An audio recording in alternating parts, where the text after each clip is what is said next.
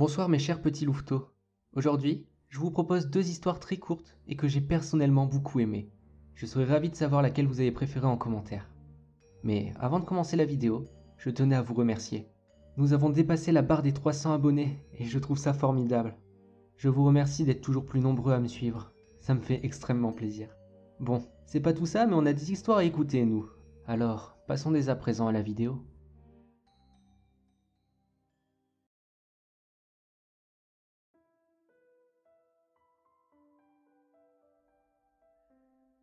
Un soir, un couple voyageait en voiture quand ils virent une femme leur faire signe au loin, au milieu de la route.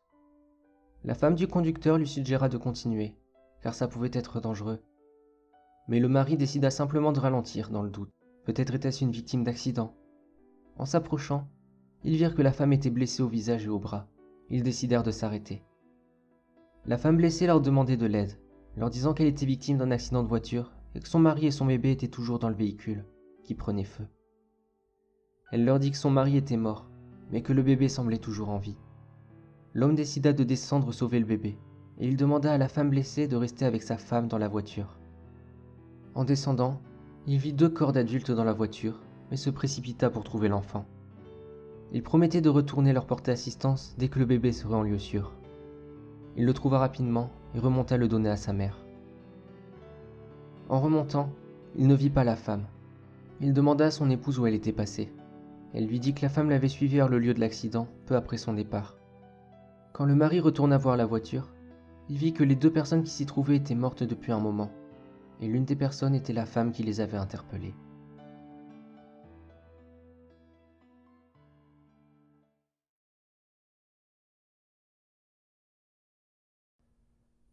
Lorsque le fils de Sarah est né, il avait plus de cicatrices que de peau. Ce nouveau-né, encore rose, était caché sous de dures lignes argentées, semblant le traverser de part et d'autre de lui-même. Les docteurs n'avaient pas d'explication, probablement une rare affection cutanée, mais ça paraît assez inoffensif. Nous allons garder un œil sur lui au fur et à mesure de sa croissance. C'est donc ce qu'ils firent. C'était dur de le remarquer aux premiers abords, une égratignure par-ci, une coupure par-là, mais pour chaque blessure que le garçon se faisait, une autre cicatrice disparaissait. Le sillon sous ses lèvres disparut le jour où il s'éclata la tête contre la porte. Les marques de brûlure sur ses jambes s'évanouirent avec le café qui s'y était renversé. Avec le temps, il atteint ses 10 ans. Son corps s'était tellement réparé qu'il ne restait presque plus aucune cicatrice. Mais il y en avait une qui refusait de s'effacer. Une marque irrégulière qui entourait son cou comme un nœud coulant. Largement plus grosse que toutes les autres. C'était laid et disgracieux par rapport à sa peau nouvellement libérée. Et, d'une certaine façon, Sarah en était heureuse. Elle espérait que son fils garderait cette cicatrice pour longtemps, très longtemps.